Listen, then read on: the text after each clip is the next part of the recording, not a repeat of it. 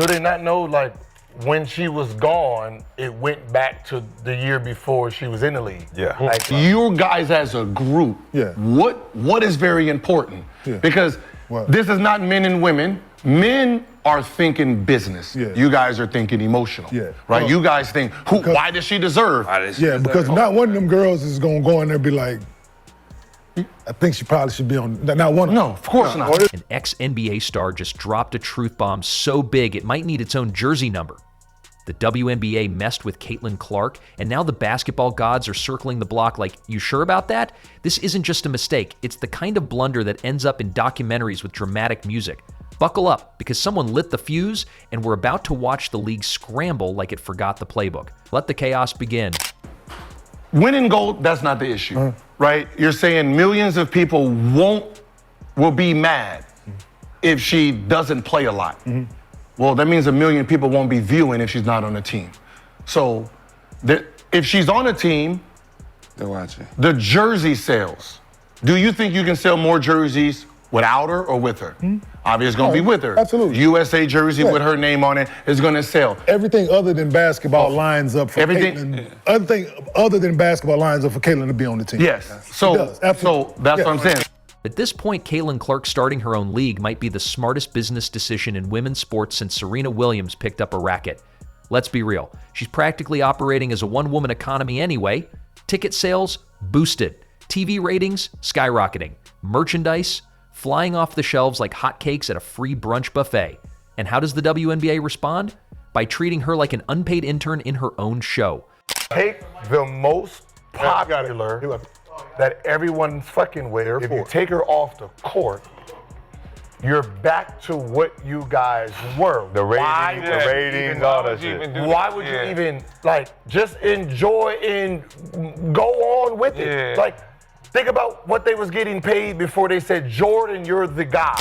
Honestly, it's impressive how an entire league can fumble the bag this consistently. They've begged for decades, to be seen, to be respected, to be marketed. We need visibility, they cried. We need support, they claimed. And then the basketball gods delivered Caitlin Clark like a golden goose with a killer jump shot and unlimited charisma.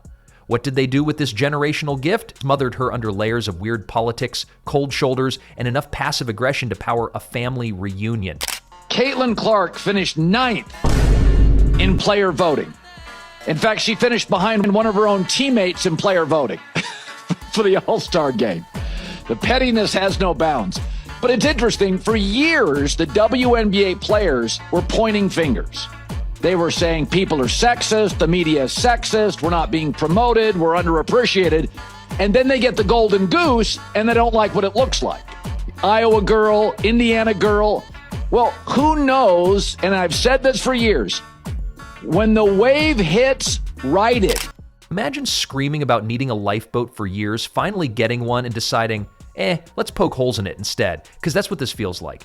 The league begged for mainstream attention, then got it in the form of a blonde assassin from Iowa with a flair for the dramatic and a three-point range that defies physics, and suddenly it's too much attention, or not the right kind. Make it make sense. The women of the WNBA voted Caitlin Clark as the 9th best guard. They sure pay a lot of attention to the 9th best guard. I saw that you put out jealous is the word. I would agree with that. There is still, to this day, a lot of jealousy, and I think maybe it's even getting worse. I do. I thought we were turning a corner here, Dan. I thought we saw her teammates having her back. I thought we were maybe settling down with this obsession with Caitlin Clark and this.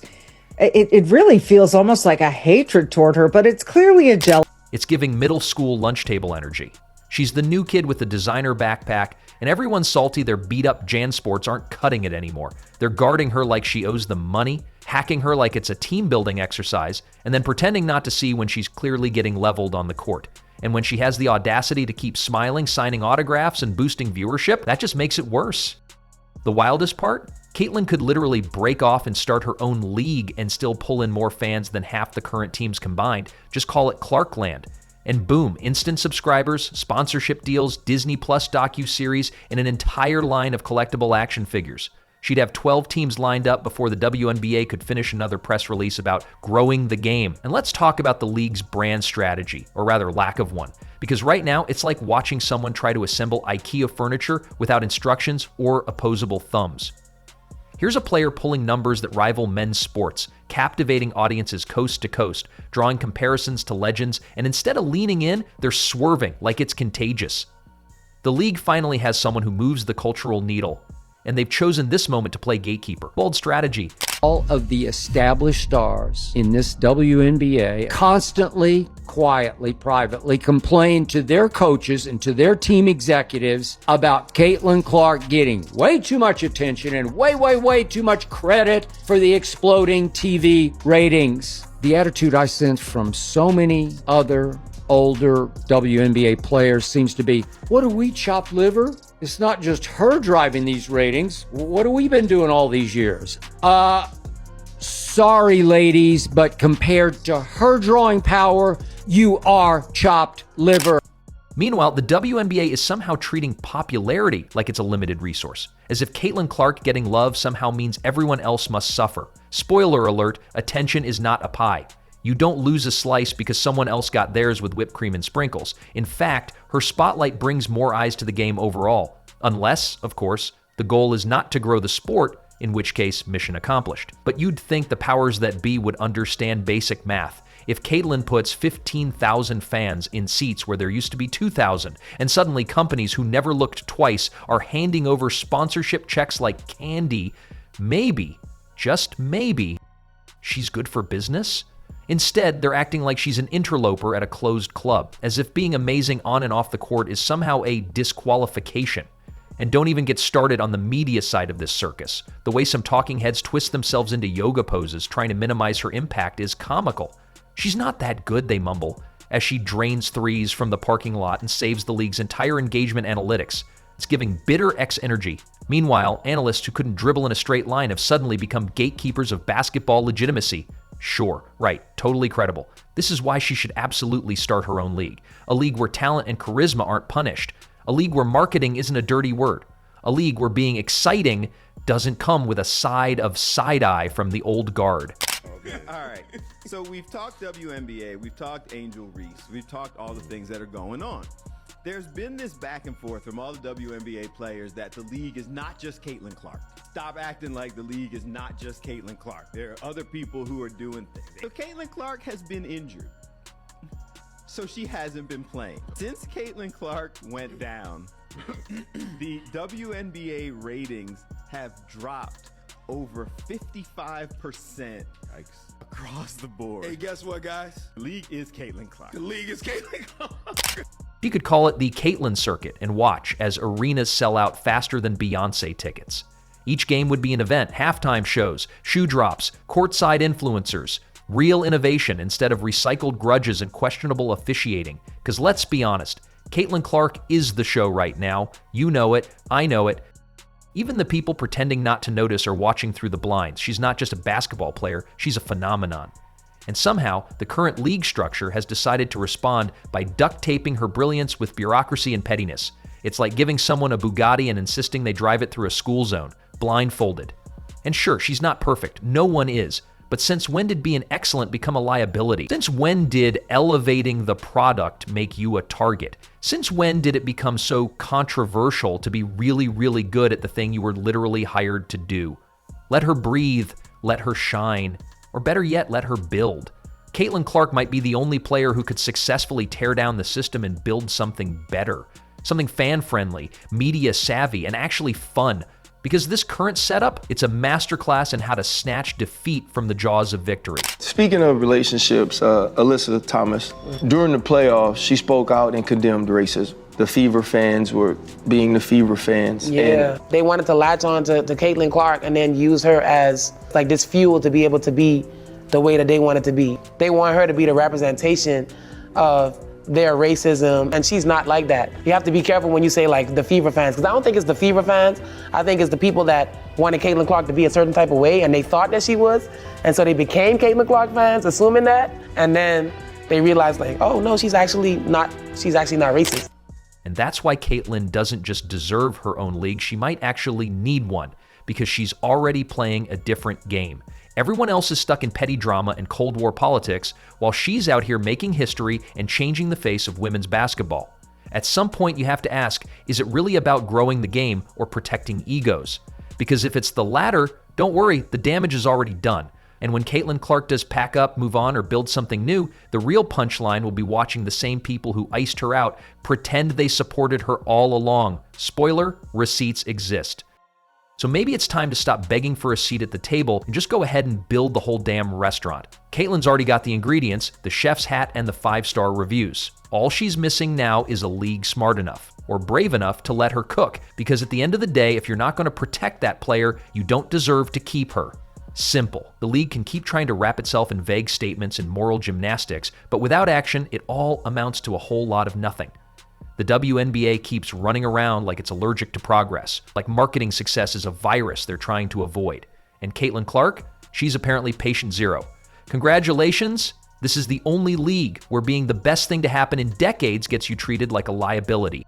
Female bird. She had Van Slugenhagen on her. She was like, I'm offended that y'all have white defensive players guarding me, and she put her in the torture chamber. You should have known from her little face that she didn't want this matchup from the beginning. Caitlin reminds me of what Dame does. If anybody ever noticed, her first shot, always a 3. First quarter, second quarter, third. She sets the distance on her first shot, so you have to guard her there. Now she can do whatever she wants to do. She's playing a chess game. That's what Dame does. He starts his game off.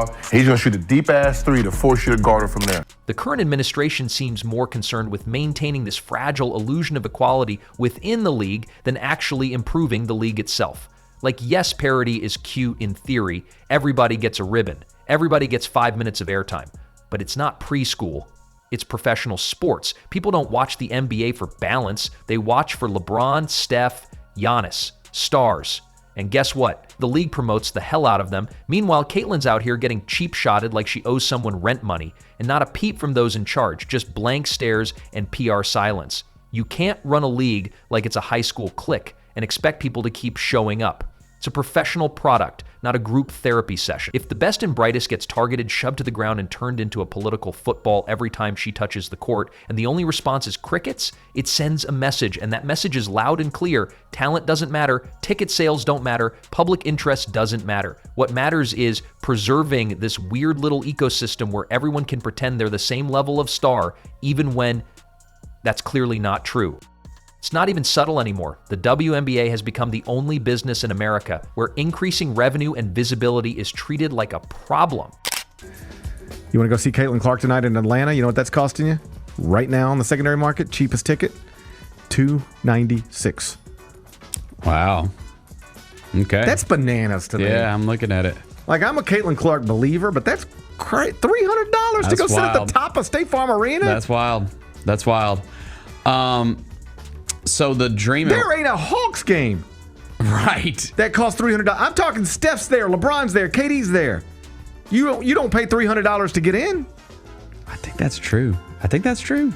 Is she the biggest draw in basketball? No. Yes. No. I just proved it to you. And somehow, the more fans tune in, the worse it gets. There's no playbook, no coherent plan, just vibes. Caitlin Clark is single-handedly dragging this thing into national relevance, and the league's response has been one long eye roll, followed by another team throwing an elbow at her ribs. The refs, silent. The executives, MIA. The other players, too busy subtweeting reality to notice they're slipping into irrelevance. And let's be honest, this can't last. A league cannot survive on spite and misplaced elitism. The "you're not welcome here" energy radiating from half the court would be impressive if it weren't so self-destructive. They want Caitlin to be humble, to assimilate, to shrink herself so everyone else feels taller. But that's not how greatness works. You don't dim a star just because the other lights in the room are flickering. This isn't about favoritism, it's about sanity. You protect your assets. That's basic business. Tom Brady got protection. Serena had security. Messi doesn't take elbows every match just for the fun of it, but somehow Caitlin's expected to endure clotheslines in silence while smiling through press conferences and still carrying the ratings on her back. It's a miracle she hasn't called it quits and gone full Dennis Rodman, minus the Vegas detour. She, and she alone, is driving the ratings way, way above what all of you together were able to generate before she first set foot on a WNBA stage. Now, Caitlin did have a rookie foil figure opposite her in Angel Reese. And man, Caitlin versus Angel in this year's opener set the all-time WNBA ratings record. But as cool and charismatic as Angel is, as dominant as she is on social media as opposed to Caitlin, the truth is that Angel can't begin to match Caitlin's basketball drawing power. And honestly, maybe she should go. Maybe the real solution is to just pack up and take the show to Europe. Because over there, women's basketball is respected. Played hard, yes, but not weaponized against its stars. Over there, fans don't treat visibility like a threat, and leagues actually invest in growth, not gatekeeping. Caitlin could go to Turkey, Spain, Italy, doesn't matter. Any one of those countries would roll out the red carpet, offer her a private jet and a statue by Tuesday. She'd be embraced, protected, and probably earn triple the salary without the politics. No one's trying to humble their MVPs over there. They celebrate them. Imagine that. Actually supporting the person who brings in fans and funding. What a concept. And yes, that would be a catastrophic look for the WNBA, but guess what? That's the bed they're making. If they want to cling to irrelevance, they're doing a phenomenal job. It's almost like they prefer being ignored, like some twisted badge of honor. No one's watching, but at least we're all equally overlooked. Sounds noble in a vacuum, but in reality, it's just bad business. Visibility was the dream, until it showed up wearing a Noha 22 jersey, and suddenly everyone panicked. Unfortunately, I am not surprised that the players ranked her so low. However, I do take it as a sign of disrespect to Caitlin Clark. I know that she hasn't had her greatest season. I also know that she has been out with injury, but there is no person in the world who can convince me that there are 8 better guards than Caitlin Clark in the WNBA. And I also think it's so interesting because if you look closely here, the players have the first, second, third, 2 players tied for 4th, then the 6th, 7th. There is no 8th place guard in this player rank. The cognitive dissonance is wild. For years, they claimed no one watched because the game wasn't marketed. Then the marketing gods handed them Caitlin Clark, already polished, already popular, already magnetic. And instead of leveraging her for league-wide growth, they acted like she was a nuisance. Too much hype, too many cameras, too many fans, apparently. Sorry, didn't realize success had a cap. And yet, some of these players seem more annoyed at her popularity than grateful for the attention. It's like watching someone win the lottery and complain about the taxes. They don't want the pressure, the interviews, the scrutiny. Fine, no problem. But don't sabotage the one person willing to carry all that weight. You don't want the crown, don't try to break the neck of the one wearing it. And that's why this league isn't built to last under current leadership. It's like a cruise ship with a hole in the hull, and instead of patching it up, they're arguing over who gets to steer. Everyone's got opinions, but nobody's doing the work. And meanwhile, the star talent is out here getting whacked like she's in a mob movie while the refs sip coffee. There's no protection, no strategy, no cohesive vision. And the ones running the show seem less interested in building a legacy than maintaining a hierarchy. The future of the league is literally sprinting up and down the court every night, and all they can do is shrug. Caitlin could hang 30 points, bring in 5 million viewers, and still get asked if she's earned her place yet. Spoiler, if she hasn't, no one has. You gotta put it in perspective, right? These girls have been grinding to grow the game of basketball in the WNBA. They've been grinding to grow the sport to the world, the viewerships. They've been grinding for all of this. And then you have this girl that comes along from college and is an instant change. She's handed pretty much being the face of the league. There's going to be girls that are offended by that. And there's going to be girls that think she's got to earn it and she doesn't deserve this early. She's handled it great. I think she's performed last year. She's performing again this year. I think she's the rightful face of the NBA. So yes, maybe Europe is the move, not out of defeat, but out of necessity. Because she deserves better, not just for her own career, but for what she represents, for the future of women's sports, for every little girl who bought her jersey, who stayed up to watch her play, who saw her and thought, that could be me. This isn't just about Caitlin. It's about vision, about choosing excellence over ego, about whether the league wants to evolve or evaporate. And right now, under the current circumstances, it's looking a lot more like the latter. There's still time, there's still hope, but it's dwindling. And unless someone up top wakes up and realizes what's slipping through their fingers, they'll be left with nothing but a bitter locker room, dwindling ratings, and a highlight reel of what could been. And Caitlin, she'll be fine. Whether it's in Indiana, Istanbul, or somewhere else entirely, greatness doesn't beg for permission. It finds the stage it deserves. even if it has to build it from scratch.